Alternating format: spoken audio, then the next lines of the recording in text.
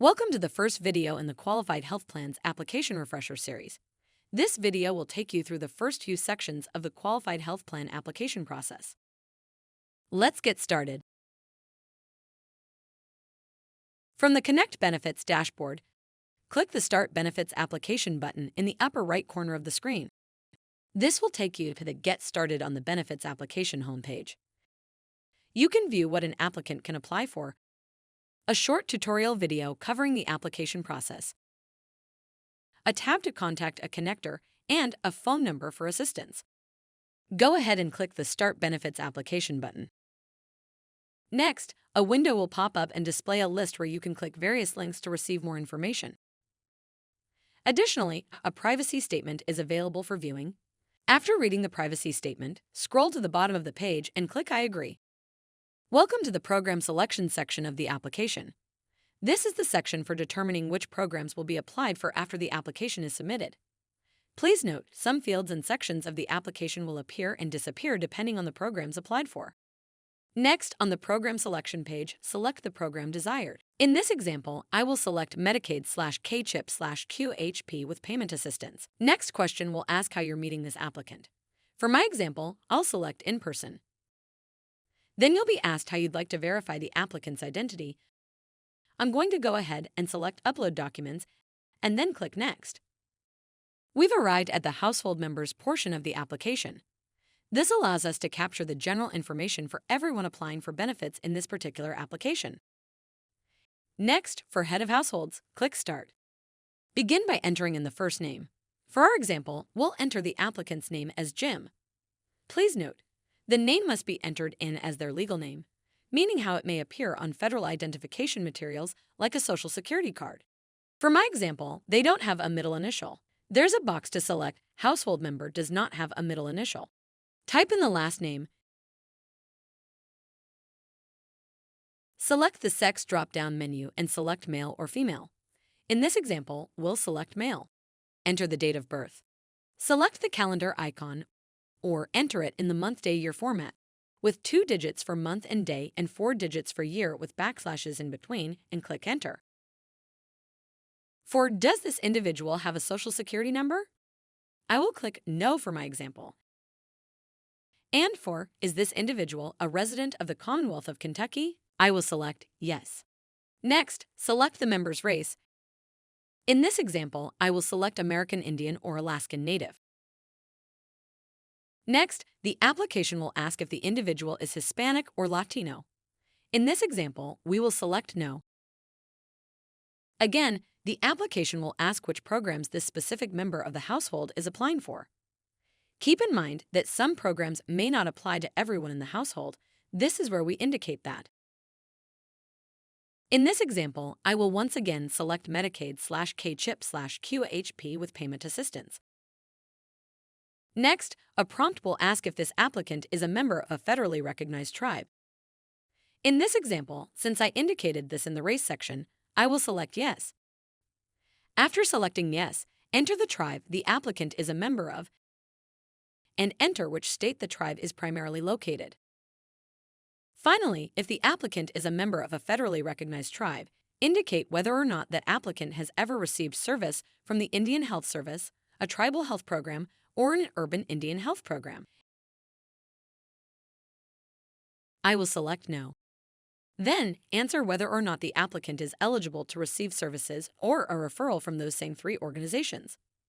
Again, for this example, I'll select No. And for Is this individual a U.S. citizen? I will select Yes. And for Is the individual naturalized or a derived citizen?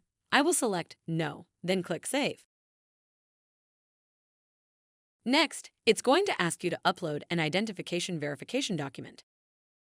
Begin by selecting the box acknowledging the statement that reads, I attest I have identified this individual's identity. From the Form of Proof drop-down menu, I'll select Employee ID. Then, click Upload the picture and select the file from your computer. Click Next. After selecting Next, the application will return to the Household Member screen. You can repeat those same steps for the rest of the household. To start this process, select Add Member. In this example, Lisa Smith has already been added. Once all members of the household have been added, Click Next. Now we're going to input contact information. This is the section for entering in emails and phone numbers. Begin by selecting their contact method preference, traditional mail, email and text messages, or email. Select the box to opt out of text messages and email alerts. Then enter the email address and then the phone number of the applicant. After entering their phone, select cell or landline to indicate the primary phone number type. In this example, I will select cell. Selecting cell prompted a question to appear.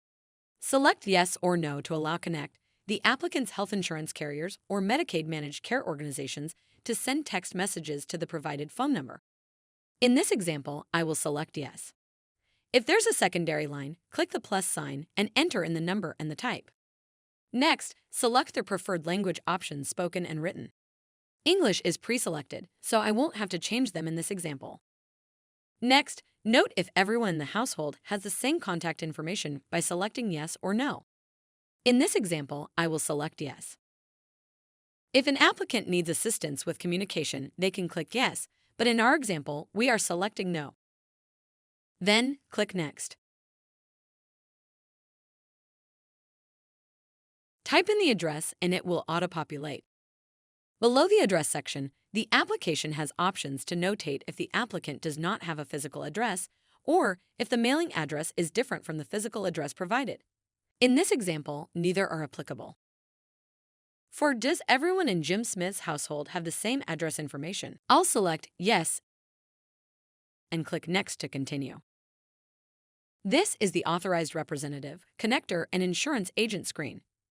In this section, applicants have the ability to choose various forms of representation. To begin this section, let's add an authorized representative, then we'll add an insurance agent. On this screen, select Add an Authorized Representative.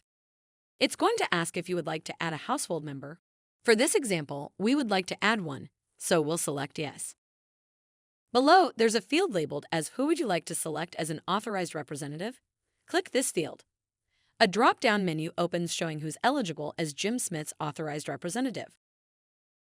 I'm going to go ahead and click Lisa Smith.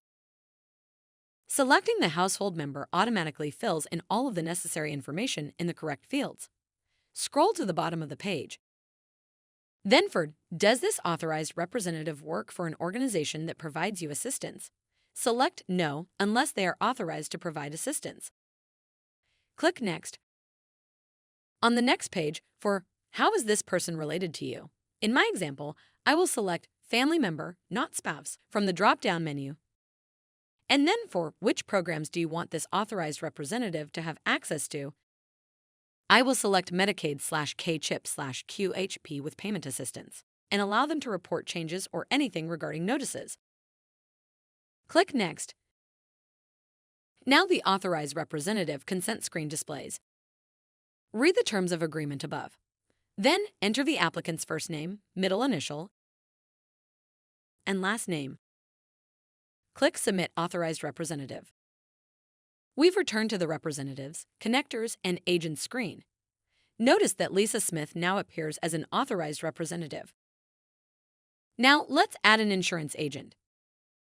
Begin this process by selecting the Find an Insurance Agent button.